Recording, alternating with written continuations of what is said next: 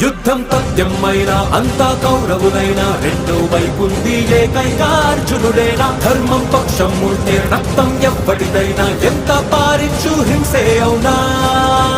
మెచ్చుకోద లోకమంత జరుగుతున్న ఊచకోత వద్దు ఆపకింక మృత్యురాత కలుపు చీడ ఏరివేత కమ్మే బల ఛేదించే క్రౌర్యం చెరనుండే రక్షించే కసితోనే సాగించంతే పోరాటమే పోరాటమే పోరాటమే పోరాటమే పోరాటమే పోరాటమే